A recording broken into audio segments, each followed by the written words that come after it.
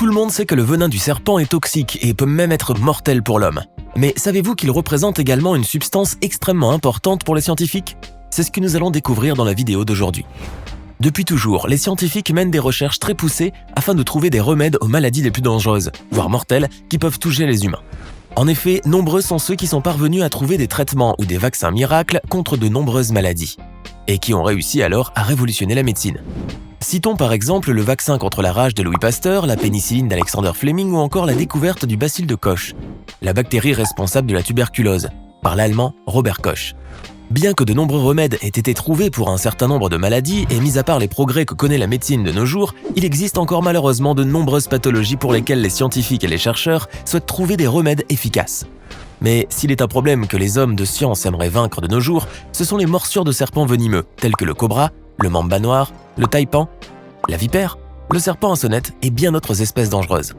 Malheureusement, beaucoup de ces morsures de serpents sont mortelles à cause du venin que ces reptiles injectent dans le corps de leurs victimes. Qu'est-ce que le venin de serpent? Pour aider les populations à mieux comprendre ce qu'est un venin de serpent et les prévenir contre le danger mortel de ce poison, les scientifiques apportent des explications sur la composition chimique de cette substance. Le venin de serpent est une substance qui se présente sous forme d'un liquide jaune ou blanc. Il est produit par les glandes qui se trouvent au niveau de la tête de ces reptiles, juste derrière les yeux et qui sont reliées aux deux crochets du serpent. Les serpents utilisent leur venin pour chasser leur proie ou se défendre, mais les recherches menées sur le venin de serpent laissent entendre que cette substance n'était pas aussi toxique auparavant. Et oui, il se trouve que cette substance a acquis cette particularité avec le temps, devenant plus toxique et plus complexe même. Il convient de rappeler alors que le venin de serpent se compose d'un fort pourcentage de protéines qui produisent un effet toxique sur le corps de la victime. Mais l'effet de ce venin peut différer d'une espèce de serpent à une autre, car il y a venin et venin. Si certains venins de serpent agissent sur le corps humain pendant une certaine durée, d'autres peuvent en revanche tuer la victime en quelques minutes seulement, dans le cas d'une morsure de mamba noir par exemple. D'autre part, les venins de serpent peuvent agir de manière différente, selon la nature même des toxines qu'ils comportent. Cela dit, le venin peut détruire les facteurs responsables de la coagulation du sang et provoquer ainsi une hémorragie. Il peut également augmenter le rythme cardiaque ou baisser la tension artérielle ou encore provoquer des nécroses en détruisant les cellules et les tissus de la zone qui entoure la morsure. S'il est neurotoxique, le venin attaque alors le système nerveux central, ce qui entraîne une paralysie des muscles, y compris ceux qui sont responsables de la respiration. Ceci provoque alors une insuffisance respiratoire qui peut aller jusqu'à la mort en cas d'absence d'une assistance respiratoire externe. Des morsures d'autres serpents, comme le serpent tigre par exemple, peuvent également causer une insuffisance rénale aiguë chez leurs victimes à cause de la présence de myoglobine dans l'urine. Des chiffres alarmants. S'il y a une chose pour laquelle les scientifiques veulent également attirer l'attention, c'est le nombre important des morsures de serpents dont sont victimes des millions de personnes à travers le monde. Malgré le danger et la gravité de la situation, ce fléau reste bien négligé, pour le plus grand regret des scientifiques. Chaque année, et selon les estimations qui ont été faites, environ 5 millions de personnes dans le monde, voire plus, sont mordues par différentes espèces de serpents, et près de la moitié de ces personnes se retrouvent alors envenimées. D'autre part, à en croire d'autres bonnes sources, le venin du serpent causerait chaque année la mort de 130 000 victimes, alors que, selon d'autres estimations, on parle de 30 000 décès rien qu'en Afrique subsaharienne. Ces chiffres restent cependant sous-estimés, étant donné que les morsures de ces reptiles redoutables ne sont parfois pas signalées. Par ailleurs, les morsures de ces reptiles qui vivent un peu partout dans la planète, généralement dans les régions tropicales ou dans la campagne, figurent aujourd'hui parmi les maladies tropicales négligées, selon l'Organisation mondiale de la santé. Toutefois, cela n'empêche pas les scientifiques de tirer la sonnette d'alarme sur le grand danger que comporte une morsure de serpent venimeux, qu'elle soit douloureuse ou non. Du venin pour les soins. Malgré le danger que comporte le venin des espèces de serpents venimeux, les scientifiques ont été surpris de découvrir que ce venin n'agirait même pas sur les serpents qui sont dits ophiophages, c'est-à-dire qui mangent d'autres serpents de leur espèce. En effet, ces serpents sont totalement ou partiellement immunisés contre le venin de leurs congénères et ne courent donc pas vraiment de grands risques. Serait-ce donc cette constatation qui aurait poussé les anciens scientifiques à réfléchir sur un moyen pour traiter les morsures des serpents venimeux chez les humains? Peut-être bien que oui. Bon, cela peut nous paraître dangereux et extrêmement étrange, mais le venin des serpents s'est avéré être une arme scientifique précieuse et très puissante. Eh oui, sauf que développer un antivenin n'est pas vraiment une chose aisée à faire. En effet, derrière le traitement des morsures mortelles de serpents se cache un énorme travail et d'incroyables efforts, car pour développer un antivenin, il faut d'abord extraire le venin du serpent. Eh bien oui, sans venin, il n'y aura pas d'antivenin. Comment est fabriqué un antivenin? Les scientifiques se basent sur un processus particulier pour fabriquer un antivenin. Il faut savoir que la fabrication des antivenins contre les morsures de serpents venimeux a débuté il y a très longtemps, plus précisément au 19e siècle. Les scientifiques se basent donc encore sur le même processus de fabrication qui consiste tout d'abord à extraire le venin d'une espèce de serpent venimeux, puis à le diluer.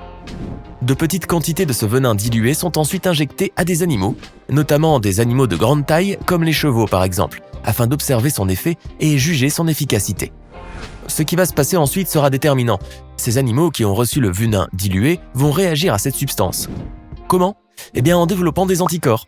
Ensuite, ces anticorps seront séparés du sang pour servir par la suite à la fabrication du sérum antivenimeux. Et voilà, l'antivenin contre les morsures de serpents est prêt. Grâce à ce processus donc, les scientifiques ont réussi à obtenir de bons résultats en développant des antivenins qui se sont avérés fiables, sûrs et efficaces. Un processus fiable mais onéreux. Les scientifiques ont beau réussir à extraire un remède efficace à partir du venin de serpent, ils n'en restent pas moins sceptiques et insatisfaits si l'on ose dire. Car malgré leurs efforts, ces derniers se retrouvent encore de nos jours confrontés à un problème de taille, non sans conséquence. Le développement et la production d'un antivenin contre les morsures de serpent nécessitent un processus long, très coûteux et exigeant en termes de main-d'œuvre. Et puis il faut dire que la production de ce traitement efficace se fait selon un processus coûteux qui n'a pas changé depuis le 19e siècle. Vous avez donc compris, qui dit production coûteuse dit forcément prix élevé, voire très élevé. Cela signifie donc clairement que le prix d'un bon antivenin, efficace, est exorbitant pour un grand nombre de personnes qui sont victimes de morsures de serpents venimeux et qui préfèrent se tourner vers les soigneurs locaux et les remèdes naturels. Bien entendu, cela a un impact fort sur la production des antivenins. Naturellement. En effet, la faible demande en antivenin contre les morsures de serpents et notamment dans certaines régions pauvres, comme l'Afrique par exemple, où l'on ne peut pas s'offrir un antivenin, a fait que certains fabricants de sérums antivenimeux ont cessé de produire ce précieux remède. D'autant plus que chaque antivenin serait spécifique à une espèce de serpent donnée. Là encore, les scientifiques se sont retrouvés face à beaucoup de difficultés. Mais ça, c'est une autre histoire. Une lueur d'espoir ? En dépit des difficultés qui persistent encore quant à la question du coût de la production d'un antivenin contre les morsures de serpents, les scientifiques ne baissent pas pour autant les bras. Bien au contraire, ils poursuivent encore leurs recherches et continuent de faire l'expérience de nouvelles méthodes qui leur permettront de produire des sérums antivenimeux de qualité, sûrs et efficaces, mais qui puissent être moins coûteux et à la disposition de tout le monde. Et les expériences menées pour trouver ces solutions ne manquent pas. À titre d'exemple, les sérums antivenimeux se présentent de nos jours sous forme lyophilisée, c'est-à-dire sèche. Ces sérums peuvent être dissous et se conserver pendant 5 ans, ce qui s'avère fort intéressant.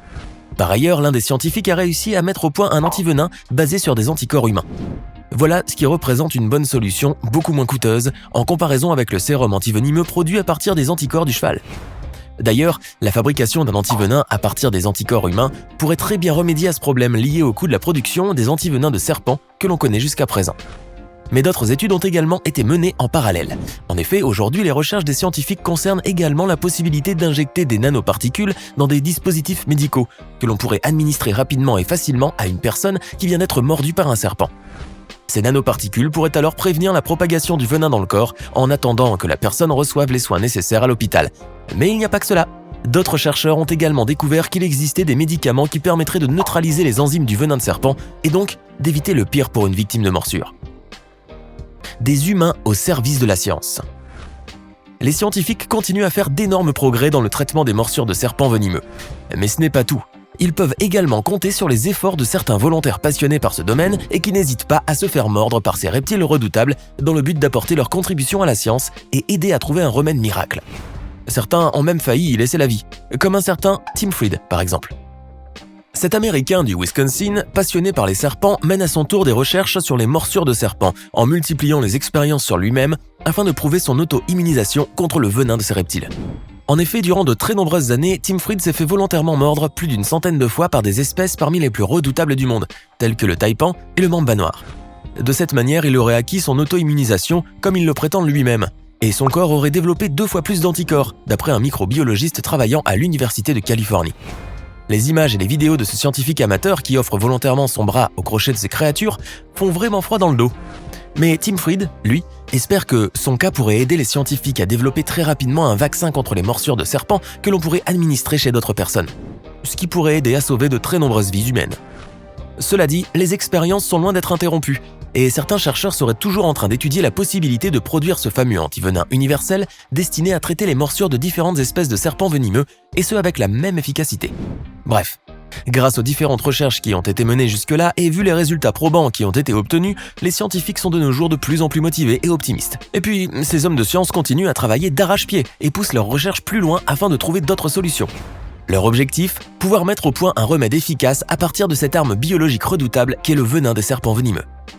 Si un jour on arrive à trouver des traitements efficaces contre les morsures de serpents qui soient à la portée de tous, les scientifiques auront révolutionné la médecine à leur tour et la vie de millions de personnes mordues chaque année par des serpents venimeux sera épargnée. Dites-moi, qu'en pensez-vous? Laissez-nous vos impressions dans les commentaires et comme toujours, n'oubliez pas de vous abonner, de liker et de partager cette vidéo.